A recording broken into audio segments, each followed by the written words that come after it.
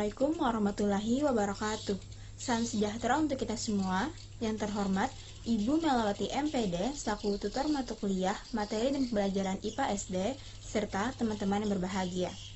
Pada kesempatan kali ini, kami dari kelompok 6 yang beranggotakan saya sendiri, Widya Auliana sebagai moderator, dan rekan saya Abdul Jalil, Mislawati, dan Hamdah sebagai pemateri.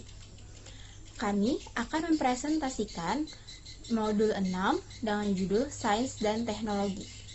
Kegiatan belajar 1, pengelolaan bioteknologi sederhana. Bila dilihat dari asal katanya, bioteknologi berasal dari kata bios yang berarti hidup dan teknologi yang berarti mempelajari teknik atau cara untuk menghasilkan produk tertentu. Sehingga bioteknologi dapat didefinisikan sebagai penggunaan organisme untuk memecahkan suatu masalah atau untuk menghasilkan produk yang berguna. Istilah bioteknologi pertama kali diperkenalkan oleh Carl Elecki pada tahun 1917. A. Pemanfaatan mikroorganisme dalam pembuatan makanan. Mikroorganisme digunakan dalam pembuatan makanan telah berlangsung sejak berpuluh-puluh bahkan beratus tahun yang lalu. Fermentasi telah menjadi prinsip utama dalam pembuatan makanan dan minuman yang kemudian dikenal sebagai produk bioteknologi tradisional. Terdapat beberapa jenis makanan dan minuman yang dihasilkan dari proses fermentasi dan merupakan hasil penerapan bioteknologi sederhana, di antaranya sebagai berikut. 1. Kecap. Kecap dibuat dengan cara memfermentasikan campuran kedelai dan padi-padian, biasanya gandum, ditambah garam dengan menggunakan organisme jamur, Aspergillus oryza, A. soyai, bersama Saccharomyces rocci atau Pediococcus soyai. 2. Tempe. Tempe dibuat dengan cara memfermentasikan kedelai yang telah dikupas kulitnya dengan jamur Rhizopus oryzae atau R. oligosporus, R. archizus, R. formocentris, dan R. chlamydomonas. 3. Oncom. Oncom dibuat dengan cara memfermentasikan bungkil kacang dengan jamur Neospora atau Rhizopus. 4. Tape. Tape dibuat dengan cara memfermentasikan singkong atau beras ketan dengan jamur A. oryzae atau Mochur javanicus. 5. Minuman anggur. Minuman anggur dibuat dengan cara memfermentasikan sari buah anggur dengan Saccharomyces cerevisiae, Clocara aviculata, Mecicoia pulcherrima, atau Ptorolopsis stellata. B. Pengelolaan sampah. Sampah adalah sisa bahan yang dapat berupa bahan organik dan anorganik yang sudah tidak terpakai dalam kegiatan sehari-hari. Secara alamiah, sampah organik dapat menjadi kompos yang bermanfaat untuk kehidupan tanaman. Sampah anorganik dapat juga memiliki nilai ekonomis dan kebermanfaatan dalam kehidupan yang cukup tinggi bila dikelola dengan baik. Sampah perlu dikelola untuk diubah menjadi materi atau bahan yang memiliki nilai ekonomis dan menjadi bahan atau materi yang tidak membahayakan bagi lingkungan hidup. Pengelolaan sampah dilakukan tergantung dari jenis sampah itu sendiri. Ada dua macam pengelolaan sampah, yaitu 1. Daur ulang. Daur ulang atau recycling adalah satu teknik pengelolaan sampah padat.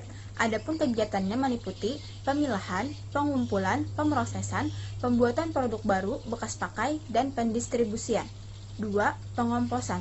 Pengomposan adalah proses di mana bahan organik mengalami penguraian secara biologis, khususnya oleh mikroba-mikroba yang memanfaatkan bahan organik sebagai sumber energi. Kompos adalah bahan-bahan organik atau sampah organik yang telah mengalami proses pelapukan karena adanya interaksi antara mikroorganisme atau materi pembusuk yang bekerja di dalamnya. Mikroorganisme yang berperan dalam pengomposan. Mikroorganisme yang terlibat dalam pengomposan adalah dari kelompok bakteri dan jamur. Bakteri berperan pada tahap awal pengomposan, sedangkan jamur bekerja pada tahap akhir. B.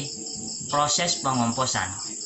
Proses pengomposan adalah proses perubahan yang terjadi dari bahan organik menjadi humus yang siap pakai sebagai pupuk bagi tanaman. Proses pengomposan terjadi secara alamiah dan buatan serta terjadi secara aerobik menggunakan oksigen atau anaerobik tidak ada oksigen. Proses pengomposan secara sederhana terdiri atas dua tahap, yaitu tahap aktif dan tahap pematangan. C. Tahap pengomposan. 1. Pemilihan sampah. 2. Pengecilan ukuran. 3. Penyusunan tumpukan. 4. Pembalikan. 5. Penyiraman. 6. Pematangan. 7. Penyaringan. 8. Pengemasan dan penyimpanan. D. Manfaat kompos. 1. Menghemat biaya untuk transportasi penimbunan limbah dari sisi aspek ekonomi. 2. Mengurangi polusi udara karena pembakaran limbah.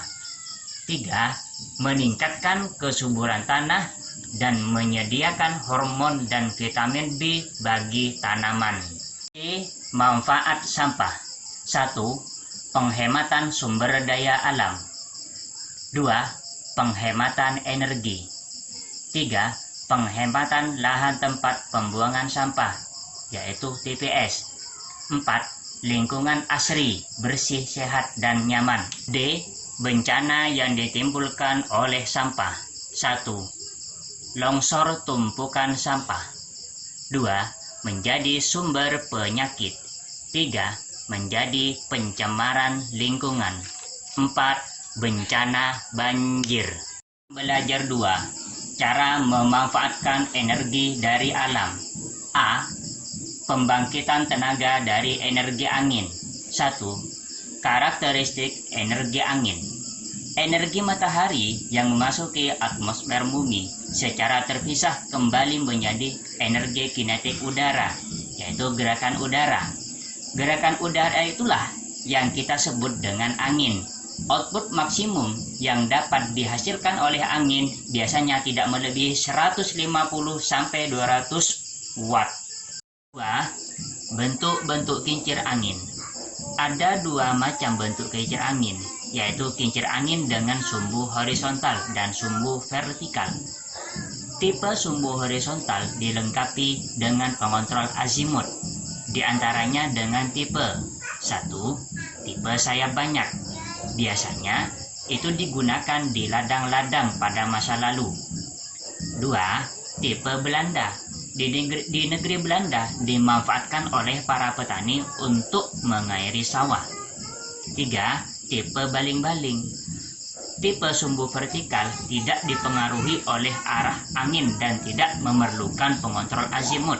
Tipe vertikal mempunyai kelemahan pada perputarannya, sangat rendah dan inersia putarannya berat. Yang paling cocok di antara tipe yang ada untuk pembangkitan tenaga adalah tipe baling-baling dengan putaran cepat dan terkontrol. 3. Output kincir angin. Jika kincir menyerap energi kinetik dengan sempurna, outputnya dinyatakan sebagai ILO. ILO harus sebanding dengan kuadrat diameter kincir pangkat 3 kecepatan angin. Dirumuskan, ILO sama dengan 1/2 kali ρ kali V kali R pangkat 2 kali V pangkat 3. Keterangan, V sama dengan kecepatan aliran, satuannya kilogram per meter pangkat 3.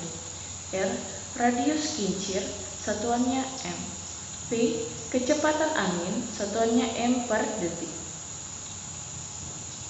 Secara ideal, output maksimumnya yaitu ditentukan oleh rumus Lomak sama dengan 8/27 kali V kali V kali R pangkat 2 kali V pangkat 3. Efisiensi maksimum adalah eta sama dengan Lomak per LO sama dengan 16/27 sama dengan 0,593. 4. Pembangkit tenaga yang digerakkan oleh angin. A. Sistem baterai. Dengan menggunakan output DC atau direct current. Bisa dilihat gambarnya seperti di 6.1. B. Transformasi mekanik. Dapat menggunakan output AC untuk menggerakkan pompa atau kompresor dan untuk memperoleh potensial ketinggian air yang penuh atau penekanan udara. Dapat juga disimpan sebagai energi untuk memutar roda gila. Bisa dilihat pada gambar 6.2. C. Sistem konversi hidrogen dan oksigen. Dengan menggunakan output DC untuk elektrolisis air, maka hidrogen dan oksigen dapat direduksi. Bisa dilihat seperti gambar 6.3. D. Sistem pemakaian langsung. Dengan memakai arus pengganti yang konstan dan menyuplai jaringan distribusi tenaga, sistem ini memerlukan alat pencegah arus balik ketika tidak ada angin sebagai pengontrol putaran. Bisa dilihat pada gambar 6.4. B. Pembangkit tenaga dari energi air. 1. Penyimpanan energi potensial. Energi potensial termasuk salah satu bentuk penyimpanan energi kuno, diantaranya adalah pegas, batang torsi, sistem pemberat, dan fluida therma 4. Kebanyakan sistem ini punya kemampuan menyimpan energi yang kecil dan digunakan untuk menggerakkan jam dinding, jam tangan, mainan, dan sistem lain yang memerlukan sistem penyimpanan energi yang kecil dan kompak. Energi secara umum dikelompokkan menjadi dua bagian besar, yaitu A. Energi celestial atau income energi atau energi perolehan, merupakan energi yang mencapai bumi dari angkasa luar, yang termasuk diantaranya 1. Energi surya, 2. Energi bulan, 3. Elektromagnetik, 4. Energi partikel, 5. Energi gravitasional dari bintang-bintang, planet, dan bulan. 6. Energi potensial meteor yang sedang memasuki atmosfer bumi. B. Energi modal atau kapital energi. Energi yang telah ada di dalam bumi, diantaranya 1. Sumber energi atom, 2. Sumber energi panas bumi atau geothermal. C. Konversi energi nuklir. Pengonversian massa dari energi kimia dalam suatu reaksi kimia tertentu adalah terlalu kecil untuk dideteksi. Namun pada reaksi nuklir, energi yang dikeluarkan per reaksi adalah cukup besar, sehingga pengonversian massa tersebut secara aktual dapat dideteksi. Dalam setiap reaksi konversi energi, jumlah massa dan energi haruslah tetap sekaligus juga momentum. Nomor atom Z adalah sama dengan jumlah proton atau ion bermuatan positif yang terdapat di dalam inti atom. Massa sebuah inti atom adalah lebih kecil dari massa partikel atau nukleon individual yang membentuknya. Kekurangan massa dari suatu inti atom tertentu dapat dihitung sebagai kekurangan massa sama dengan ZMP ditambah dalam kurung A dikurang Z tutup kurung Mn dikurang massa nuklir. Pada suatu reaksi fisi atau pembelahan akan membebaskan energi kira-kira sebesar 200 MW untuk setiap fisi. Energi 200 MW didistribusikan sebagai 1. 170 MW sebagai energi kinetik dari bagian-bagian fisi. 2. 5 MW energi kinetik neutron-neutron.